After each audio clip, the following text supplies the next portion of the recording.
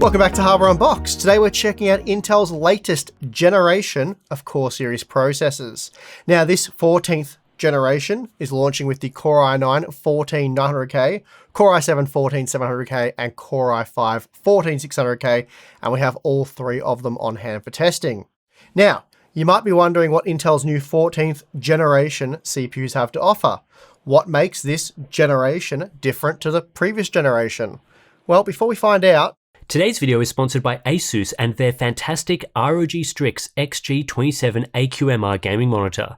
If you're after a 27-inch 1440p display with super fast 300Hz capabilities, look no further than the XG27 AQMR. Packing variable overdrive and excellent response time tuning, this IPS LCD monitor offers great motion clarity for everything from fast-paced multiplayer games to the latest AAA blockbusters. In our review, we also found it to be quite a versatile display, with impressive color accuracy and a decent range of color controls, all at a mid-range price point. To learn more about the ASUS XG27 AQMR, click the link in the description below. Okay, so as far as I can tell, there's really very little to nothing on offer here, and that's not a huge surprise. We've known for a very long time now that the 14th series of Core processors, that was going to be a Raptor Lake refresh. So in other words, just a refresh of the previous 13th generation, which essentially means you're getting the exact same thing with a small bump in stock clocks. So there's little to no IPC improvement here, no real tweaks to the silicon. It's a pretty straightforward refresh. The biggest change can be seen when looking at the Core i7-14700K, which now has an additional cluster of E-cores, so 4 more E-cores, taking the total to 12. The Core i5, though, that still has 8 E-cores, and the Core i9, 16 E-cores, though they do now clock 100 MHz higher for the turbo. And that means, on paper, the key highlights for the Core i9-14900K include a 3% increase to the peak turbo frequency and a 2% frequency increase for the E-cores. The 14600K, that gets a 4% frequency bump to the P-cores turbo and a 2.5% increase for the E-cores. So yeah, that's what we're looking at here. Actually, in addition to that, Intel is also claiming some software optimization for the 14th generation series, which for reasons that almost certainly won't make sense, aren't available for 12th and 13th gen owners. What Intel are calling Intel Application Optimization is a new policy within Intel's dynamic tuning technology that optimizes performance for select games by directing application resources in real time. As an example, Intel claims this leads to a 13% uplift in Rainbow Six Siege and a 16% uplift in Metro Exodus. As it stands right now, though, Rainbow Six Siege and Metro Exodus are the only two games supported by this new feature, though Intel say they are working with game developers to add additional titles. Now, the Intel Application Optimization will preload via the Intel Dynamic Tuning Technology driver on motherboards that have DTT enabled in the BIOS. And given the very limited support for this new feature, we won't actually be testing it in today's video, as neither of the games that support it are included in our sampler benchmarks, but this is certainly something that we can test in the future, especially if it starts to support more games, as Intel claims. This then is Intel's attempt to steal back the gaming performance crown from AMD, and that really does appear to be the primary goal here with the 14th gen series, outside of the Core i7 getting a few more E-cores. So let's get on with it to see what they have. For testing, I'm using an ASUS ROG Strix RTX 4090 graphics card, running Game Ready driver version 644.43, and all the data shown in this video was recorded within the last week. So that means all of the data is up to date using the latest BIOS revisions, Windows 11 version, drivers, and so on. The LJ1700 processors were tested using DDR5 7200CL34 memory, and the AM5 processors with DDR5 6000 CL30 memory. Okay, let's get into it. Starting with the Cinebench multi-core test, we find exactly what we're expecting based on the paper spec. The 14900K is, wait for it, identical to the 13900K, as both throttle to the same frequency after 10 minutes of load. The 14700K did offer a 19% boost over the 13700K, thanks to a 50% increase in E-cores, and that got it much closer to AMD's 7950X. Then we see the 14600K is 7% faster than the 13600K, and the small bump in clock speeds will be helping here, as this model doesn't thermal throttle using a 360mm AIO, so that's good. What's not good is the power consumption. And although we're going to take a detailed look at power usage when gaming, I thought I'd go back and record the average power usage for the relevant CPUs in this video. The figures here are insane. The 14900K that averaged a total system consumption of 533 watts. That's almost 50% more than the 7950X for comparable performance, and nearly twice the power of the 7950X 3D at a 92% increase for just 5% more performance. That really is insane. And the 14700K, it's really no better. Total system usage there, that averaged 471 watts, which is a 70% increase over the 7950X 3D, and that's for 6% less performance in that example. The 14600K system though, that did consume 310 watts, which makes it reasonably efficient when compared to say the 7700X, as that's 17% more power for almost 30% more performance. Now, looking at single-core performance, we do see a tiny 2% increase for the 14900K over the 13900K. The 14700K, that was 4% faster than the 13700K, and the 14600K was 3% faster than the 13600K, so about what you'd expect based on the clock speeds that we looked at earlier. Now, running the Blender Open Data benchmark confirms what we found with Cinebench. The 14900K is basically identical to its 13th gen model. Then the 14700K with its extra E cores is 24% faster than the 13700K, so that's nice, and really the only noteworthy improvement here, as the 14600K was just 6% faster than the 13600K. Moving on to the 7-zip compression performance, we find the Core i9s and Core i5s delivering virtually identical performance, while the 14700K was 17% faster than the 13th gen version. And it's a similar story for the decompression results. The 14900K was just 3% faster than the 13900K, though the 14600K was 7% faster than the 13600K. Then we see a 23% increase for the 14700K over its 13th gen version, again thanks to the inclusion of more E-cores. Adobe After Effects provides the 14900K with its biggest win yet, as it was a whole 6% faster than the 13900K. So that's actually good based on what we've seen so far. The 14600K, that was 4% faster than the 13th gen version, and then the 14700K was just 3% faster than its 13th gen version, as the E-cores are pretty well useless here. Photoshop's another application that really only uses the P-cores, and here the 14900K was 14% faster than the 1300K, while the i7 was 6% faster than its predecessor, and the i5 7% faster. The last Adobe application we tested is Premiere Pro, and here the 14900K was just 3% faster than the 1300K, while the 14700K was only 6% faster than the 13700K. Then we see that the Core i5 was just as underwhelming, offering a mere 3% improvement over the 13th gen model.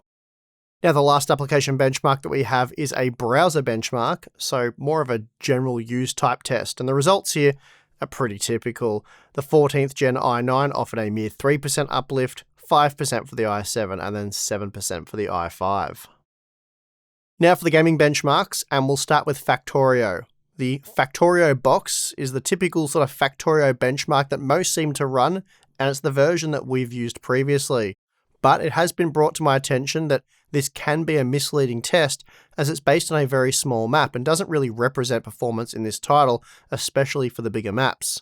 And being that it is a smaller map also means that it fits snug within the 3D V cache for parts like the 7800X 3D and its 7950X 3D, along with the 5800X 3D, though the dual CCD parts, like the 7950X 3D, are still a bit broken here. Anyway, in this example, the 7800X 3D is almost 50% faster than the 14900K, but because this is potentially a misleading test, let's rerun the numbers using a bigger map.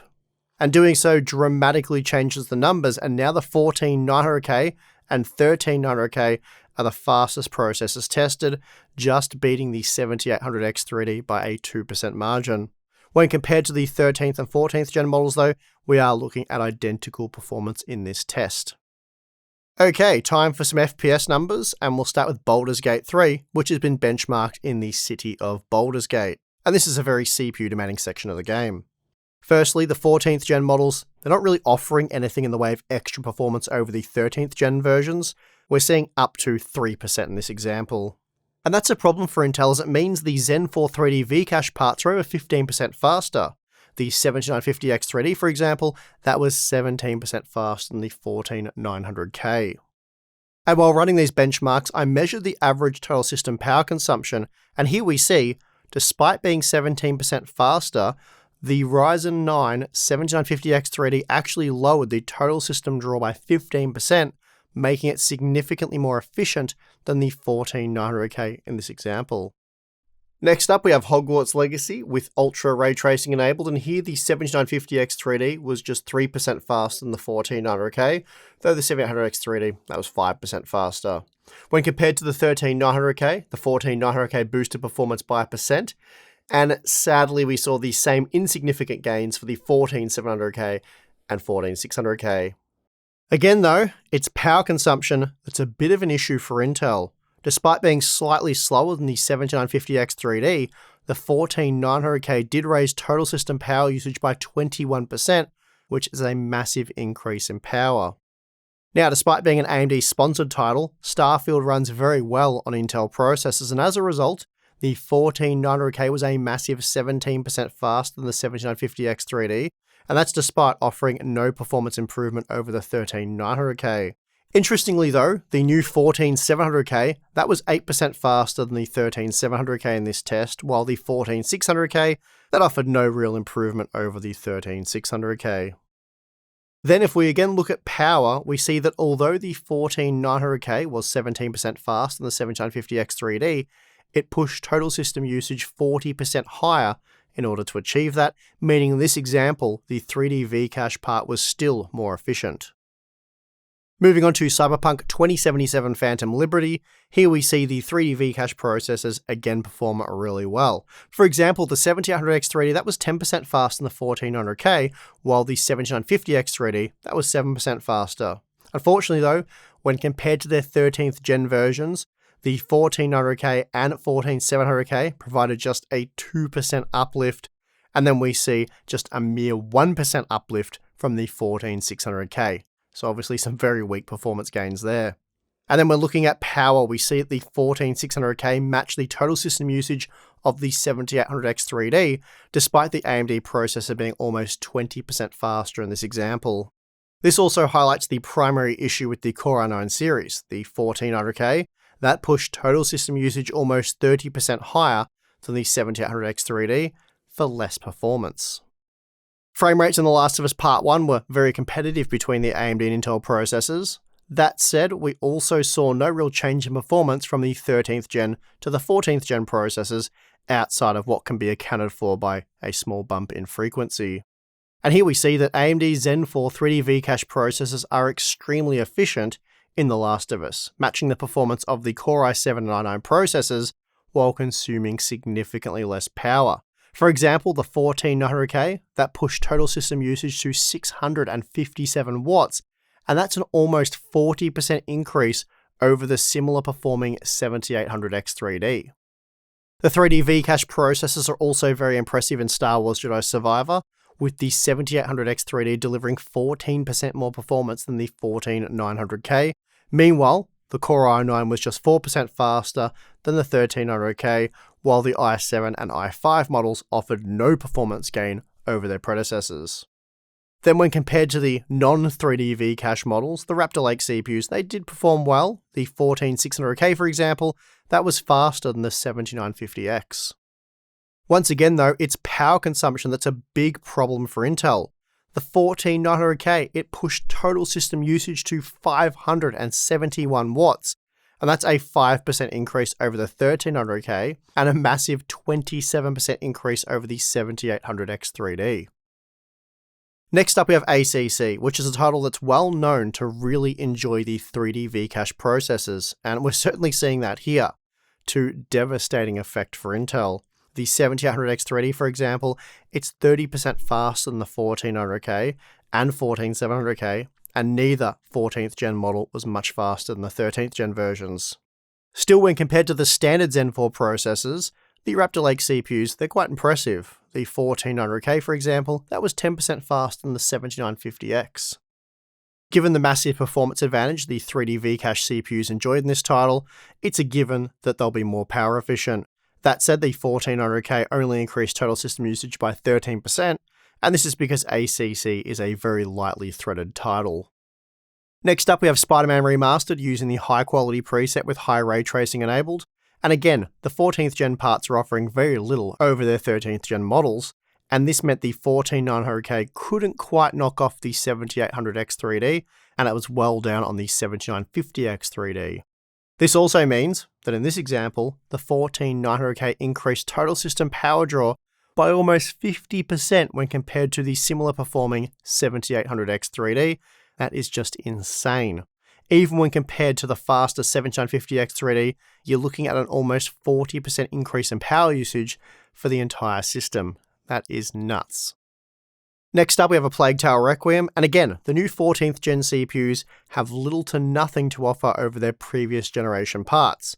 That means, like the 13900K, the 14900K, it averaged 150 FPS, making it slower than the 7700X and 15% slower than the 7800X 3D. The 14900K, 14700K, and 14600K were all very evenly matched in this example, though that was also the case for the 13th gen models. Power consumption isn't nearly as bad in a Plague Tale Requiem as what we've seen in almost all other titles. Granted, the 7800X 3D was much faster, but even so, seeing the 14900K push total system usage 14% higher, it's a good result, again, compared to what we've seen in most other titles. Assassin's Creed Mirage is a game where the 7950X 3D should dominate, just as the 7800X 3D does, but there appears to be a scheduling issue here as it's not much faster than the standard 7950X. In any case, the 7950X 3D did still match the 14700K and 14900K, while the 7800X 3D was 16% faster than Intel's new flagship. Again, power is a major weakness of the Raptor Lake CPUs, and here we see the 14900K pushes total system usage to 503 watts, and that's 25% higher than that of the 7800X 3D, while the Ryzen processor was actually 16% faster. Watch Dogs Legion's another blowout with the X3D chips dominating, pushing the RTX 4090 to around 200 FPS using the ultra quality preset. Meanwhile, the 14900K, that was just 3% faster than the 13900K, making the 7800X 3D 17% faster, and then the 7950X 3D 21% faster. The 14600K also struggled in this title, and in this example, the 7600X was 13% faster. Meanwhile, the 14600K and 7800X 3D consumed around the same amount of power, making the 14900K 18% more hungry when comparing total system usage. Finally, we have Hitman 3, and here the Intel processors do perform really well, though these new 14th gen models, they're not exactly offering anything new here. As an example, the 14900K, that was just 1% faster than the 13th gen version, but that did mean it was 8% faster than the 7800X 3D. That all said though, power consumption is again gross, with the 14900K pushing total system usage 47% higher than that of the 7800X 3D, for what amounted to 8% more performance, so that is disappointing. Okay, so here we have the 12-game average data, calculated using the GeoMean. And previously, I found the 7800X 3D to be 4% faster than the 1300K on average, and now that margin has grown to 10%, so what's changed exactly? Well, apart from some AGESA code updates, which have made some small improvements to performance, I think the biggest difference is the games list. Previously, we had titles such as CSGO and the Rift Breaker, where the 7800X 3D didn't perform that well. That said though, Horizon Zero Dawn was also dropped from the testing, and that was a strong title for the X3D chips. For this test though, almost all of the newly added titles ran very well on the X3D CPUs, especially the 7800X 3D, which saw good gains in Assassin's Creed Mirage, Baldur's Gate 3, and Star Wars Jedi Survivor, with the only bad title for AMD being Starfield. Cyberpunk 2077 has also been updated with an SMT fix for Ryzen processors, which boosts performance in our test by around 10%. In the end, the 7800X 3D was 7% faster than the 14900K and 10% faster than the 14700K, while the 14600K was 4% faster than the 7700X and 8% faster than the 7600X. Then when compared to the 13th gen models, the 14900K and 14700K were just 3% faster, while the 14600K was just 1% faster. Still, the Core i5 part remains pretty good value and also somewhat reasonable when it comes to power usage, which we can take a look at now. This graph right here highlights Intel's biggest issue right now, which is of course power usage. I'd say the best case for Intel across a reasonable range of games is for the 7800X 3D and 14900K to be neck and neck. And yet, in order to achieve that level of performance, the Intel system will suck down around 30% more power, which is pretty crazy. The Core i7 range has also become less and less reasonable over the years, and now we're finding the 14700K consumes roughly as much power as the 13900K did when gaming. Again, the 14600K, it's not bad, but even so, it is comparable to the 7950X and 7950X 3D in terms of power usage. Okay, so given how power hungry these new 14th gen models are, it probably won't shock you to learn that within seconds of running an all-core workload, the Core i9-14900K hits TJ max at 100 degrees and begins to throttle, even with the Arctic Liquid Freezer 2 360 all-in-one liquid cooler installed. After a 30-minute loop, we recorded an average total system consumption of 533 watts, with an operating clock speed of 5.45 GHz for the P cores and 4.3 GHz for the E cores. Now, the Core i7-14700K, it wasn't much better, also hitting a CPU package temperature of 100 degrees almost instantly after starting the Cinebench test. Then after 30 minutes, we saw an average P-core frequency of 5.35 GHz with an E-core frequency of 4.25 GHz, and then a total system consumption averaging 471 watts, which is 30% higher than that of the 7950X and 70% higher than the 7950X 3D, which again is insane. Finally, we have the Core i5-14600K, and it hit a maximum package temperature of 86 degrees, which is 14 degrees from running into the TJ Max. And it would be really nice if we saw this kind of result from an i9. Anyway, this allowed the i5 to average 5.3 GHz on the P cores and 4 GHz on the E cores, while pushing total system usage up to an average of 310 watts. Before wrapping up the testing, here's a quick look at some IPC tests. Running Baldur's Gate 3 with all processors clocked at 5 GHz, with a 3 GHz ring bus and the E-cores disabled, we see that the 14900K is around 2% faster than the 13900K, which was a 3% improvement over the 12900K. So from the 12900K to the 14900K, we're looking at a mere 6% increase in IPC. And it's a similar story with the 14700K. It was just 7% faster than the 12700K, and then just 2% faster than the 13700K. Meanwhile, we saw a 4% uplift for the 13600K over the 12600K, but then just a percent from the 13600K to the 14600K. So very minor IPC gains in this game. Power consumption also appears to have improved since the 12th generation, though we aren't fixing the voltage for this testing, and instead letting the motherboard handle this automatically. So it's possible the 1200K was being fed more voltage, so don't read too much into this data, it's merely being provided out of interest. The gains in Baldur's Gate 3 were actually pretty good when compared to what we're seeing in the Cinebench multi-core test. The 14900K was just 2% faster than the 1300K, and 3% faster than the 1200K. Meanwhile, the 14700K, that was 1% faster than the 13700K, and then we're looking at 0.5% for the 14600K over the 13600K. And the single core results are even worse. There really isn't much in the way of IPC gains to be seen here. I'd say Intel's stagnation at its best, but it's only been like 2 years, so that's not true. Okay, so there you have it. The Raptor Lake refresh is pretty much just that, and it certainly doesn't deserve to be called a 14th generation. Sorry, I mean generation. Apart from the 14700K, which gets those few extra E-cores, this is a simple rebranding with some software optimizations for games. For the most part, this was just a complete waste of time, so thanks for that, Intel. But at least we did get to update all of our data to include a range of new games. Realistically though, we would rather Intel waited until they actually had a 14th generation to release, rather than just rehash what was already available. Now you might be wondering, what's the point? Why did Intel even bother? Well, the reason's quite simple. That reason is marketing. It is all about marketing. For the most part, 13th gen sales, they've not been great, at least for the retail market. OEM's likely a bit of a different story. Intel's still the dominant force there, but even then sales are likely slowing down there.